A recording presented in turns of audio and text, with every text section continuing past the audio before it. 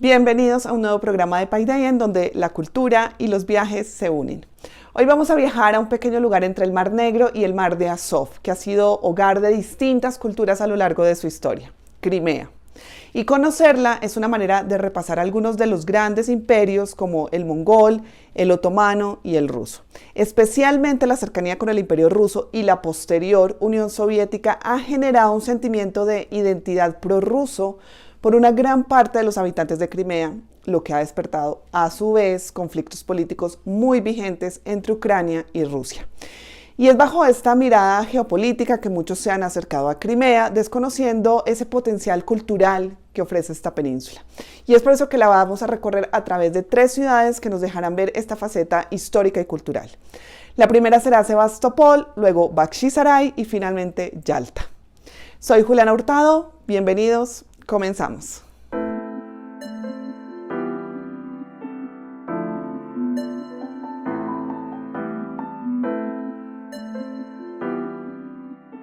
Crimea es una península de Europa del Este que cuenta con vecinos como Rusia, Ucrania, la región del Cáucaso y Turquía.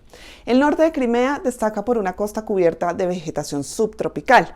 Aquí es donde la realeza rusa construyó palacios de verano, posteriormente transformados por los soviéticos en sanatorios para trabajadores. Mientras que el sur tiene una geografía más montañosa, pero cuenta con puertos de aguas cálidas que han posibilitado hacer de esa zona el centro administrativo de la península. Nuestra primera parada será Bakhchisaray, cuyas calles son una muestra del pasado tártaro-mongol. Comencemos señalando que para el siglo XI en la península estaban empezando a incursionar los principados de la Rus de Kiev, un estado medieval predecesor de Rusia y Ucrania. Sin embargo, la Rus de Kiev fue invadida por el Imperio Mongol a principios del siglo XIII e inmediatamente el interior de Crimea quedó bajo el control de la conocida como Horda de Oro mongola. Los mongoles eran pueblos de Asia Central unificados por Genghis Khan, creando un imperio que llegó a expandirse desde la península de Corea hasta el río Danubio en Europa, contando con una población de más de 100 millones de habitantes, lo que era toda una hazaña para su época.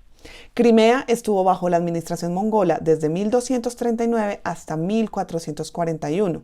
De hecho, el nombre Crimea se origina como el nombre de la capital provincial de los mongoles, la ciudad ahora conocida como Stary Krim.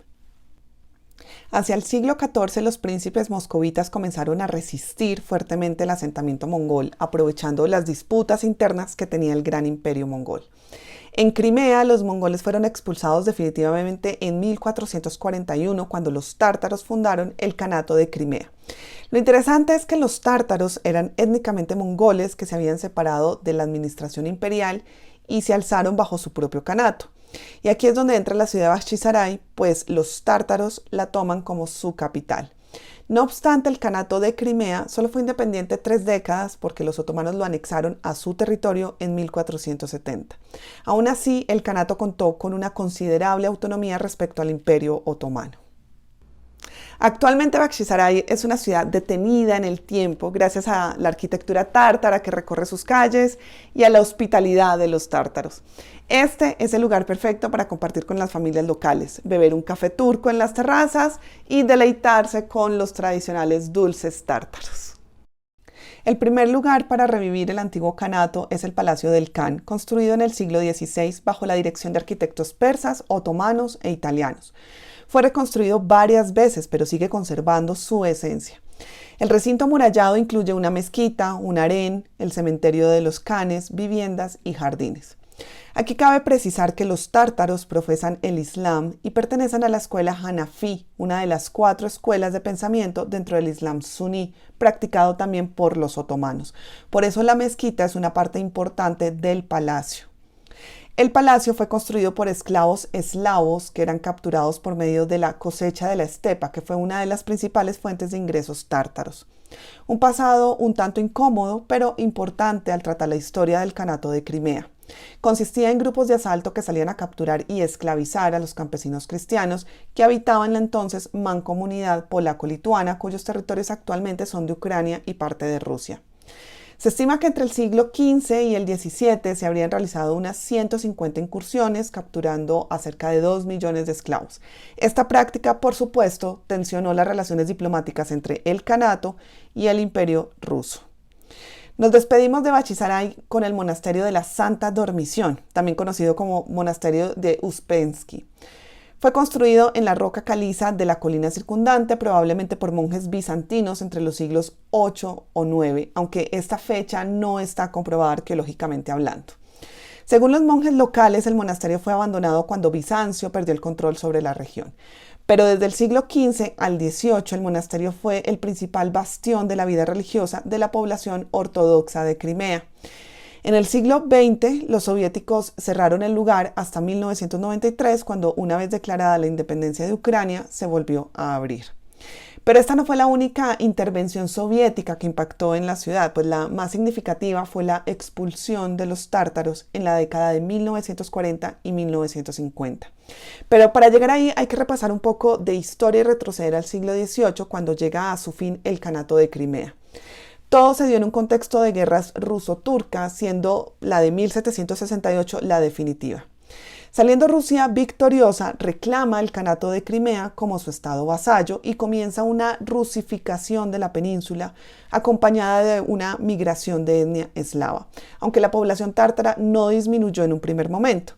Siglos después, cuando el Imperio ruso cae en 1917 y tras la Guerra Civil Rusa, se instaura la Unión Soviética en 1922, impactando fuertemente a Crimea, pues la península pasa a ser una de las repúblicas socialistas del proyecto soviético. En la Segunda Guerra Mundial, la Unión Soviética terminó en el bando aliado y como enemigo directo de la Alemania nazi, después de que ésta invadiera parte del territorio soviético. Aunque las fuerzas alemanas no pudieron entrar en Moscú y sus alrededores, zonas como Crimea sí cayeron bajo su ocupación. Y los territorios soviéticos ocupados a principios de 1942, incluidos todo Bielorrusia y Ucrania, contenían unos 4 millones de judíos, contando cientos de miles que habían huido de Polonia. Los soviéticos hicieron algunos esfuerzos para evacuar a los judíos que estaban empleados en las industrias militares o eran miembros de las familias militares. En total, de esos 4 millones de judíos que había, aproximadamente 1 millón logró escapar más al este. Sin embargo, fueron 3 años de ocupación, durante los cuales más de 2 millones de judíos soviéticos murieron, y entre esos 10.000 eran judíos crimeos que fueron asesinados en las ciudades Simferopol. Después de la Segunda Guerra Mundial, el líder soviético Stalin deportó a cerca de 200.000 tártaros como una forma de castigo colectivo sobre la base de que supuestamente habían colaborado con las fuerzas nazis, cuando inclusive algunos tártaros habían peleado hombro a hombro con los soviéticos. Aún así inició una limpieza étnica en Crimea, pues Stalin igualmente expulsó a los armenios, a los búlgaros y griegos que quedaban. En muy poco tiempo, las fuerzas soviéticas usaron trenes de ganado para deportar a los tártaros de Crimea. Por lo general, solo se les dio unos minutos para llevarse las pertenencias vitales y muy pocos de ellos volvieron para volver a ver sus hogares. La mayoría terminaron en Uzbekistán y en Turquía. Solo décadas después se permitió un retorno progresivo.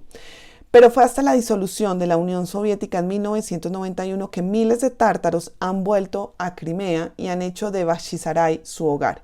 Por eso esta ciudad no es solo una huella del pasado kanato, sino que representa para los tártaros su resiliencia y permanencia inmaterial en un lugar que toman como suyo. Continuemos con la ciudad de Sebastopol, un puerto en la punta sur de la península. De hecho, este ha sido el principal puerto en disputa entre Rusia y Ucrania, dado que es altamente cotizado para los rusos por ser un puerto de aguas cálidas disponible todos los días del año. Recordemos que la mayor parte de los puertos rusos quedan en la costa norte con un clima sumamente frío, lo que dificulta o simplemente imposibilita el comercio marítimo en invierno al congelarse sus aguas.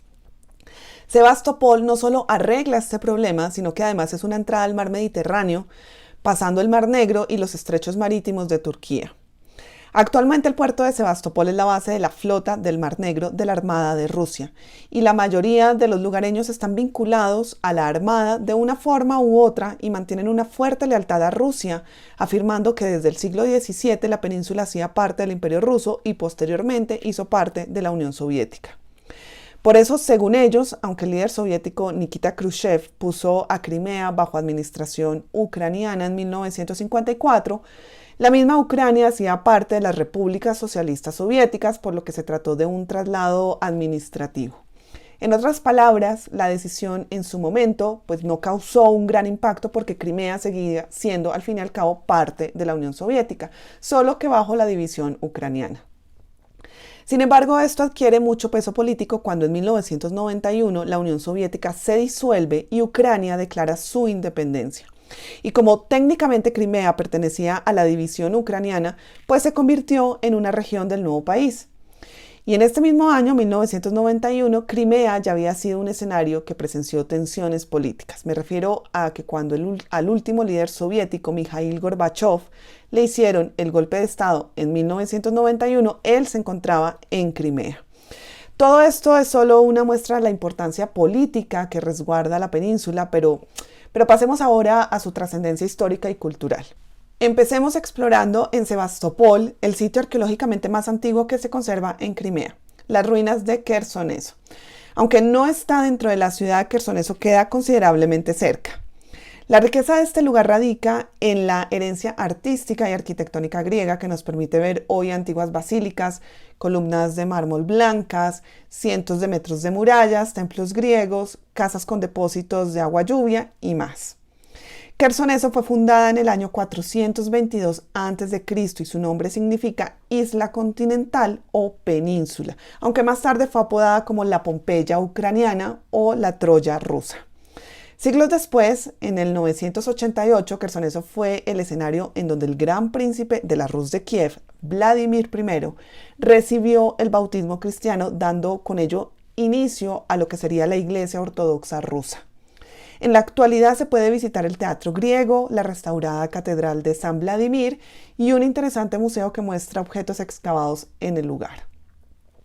Ya en la ciudad es imprescindible ir al Centro de las Memorias de Guerra de Sebastopol, un edificio circular que cuenta con un monumento y una pintura de gran tamaño dedicadas a la defensa de Sebastopol durante la Guerra de Crimea en el siglo XIX. En pocas palabras, la Guerra de Crimea fue una larga contienda entre las principales potencias europeas por los territorios de un imperio otomano en declive.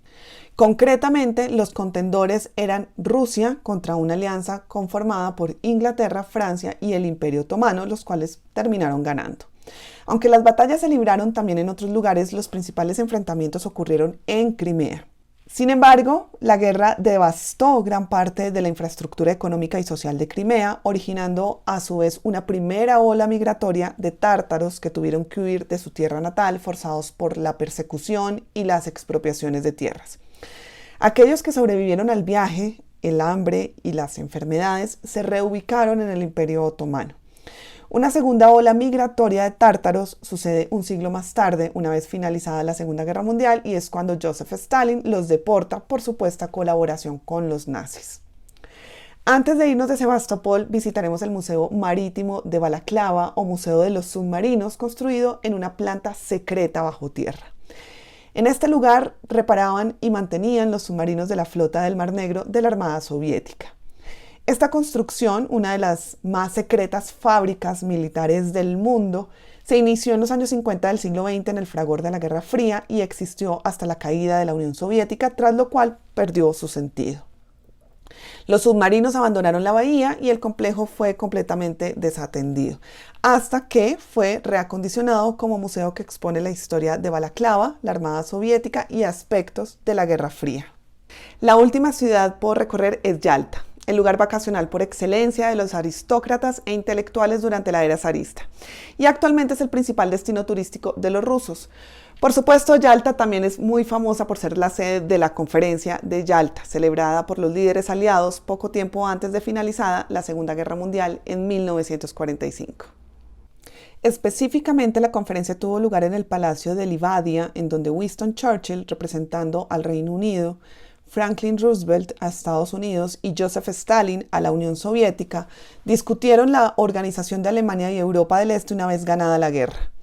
En el enorme Salón Blanco, los tres grandes y su personal se reunieron para acordar tácitamente que la Unión Soviética ejercería la mayor influencia en Europa del Este a cambio de mantenerse fuera del Mediterráneo. Las decisiones aquí acordadas serán claves para la posterior Guerra Fría. Incluso algunos historiadores ubican su inicio en esta conferencia. El primer piso del Palacio de Livadia está adornado de fotografías del encuentro de los tres grandes líderes aliados. Sin embargo, es en el piso de arriba donde se hace visible la historia detrás de su fundación. Este edificio de estilo renacentista italiano fue diseñado en 1910 como residencia de verano para el que será el último zar ruso, Nicolás II. Pero él y su familia solo pasaron aquí 4 veranos antes de ser detenidos por las tropas bolcheviques en 1917 y ejecutados en Ekaterimburgo al año siguiente. Actualmente el palacio conserva los apartamentos privados de los zares y algunas fotografías y recuerdos conmovedores de los últimos Romanov. Continuemos con el castillo Nido de Golondrinas, un pequeño y curioso castillo neogótico ubicado en la cima de un acantilado y considerado uno de los más relevantes monumentos de arquitectura e historia en Crimea. Se construyó en 1912 por orden del magnate petrolero de origen alemán Barón Stengel. Se cuenta que este fue un regalo para su amante. En la actualidad, el pequeño castillo se ha convertido en una sala de exposiciones que exhibe diferentes muestras artísticas. En contraste con el pequeño nido de golondrinas, el palacio de Vorontsov destaca por su arquitectura monumental. Diseñado en 1828 por arquitectos ingleses para el conde Mikhail Vorontsov, es una extraña combinación de castillo escocés en su parte terrestre y fantasía árabe en su parte marítima. Las mejores vistas se obtienen desde los exuberantes jardines situados detrás del palacio, donde 6 leones de mármol flanquean la escalera enmarcada por el telón de fondo del monte Ai Petri. De hecho, se dice que sus torres repiten los contornos de la meseta que se ciernen sobre él. Lo último por recorrer de Yalta es Masandra, la joya de los vinos en Crimea.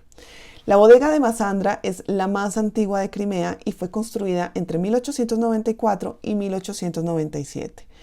Cuenta con una de las mayores colecciones de vinos finos y raros del mundo.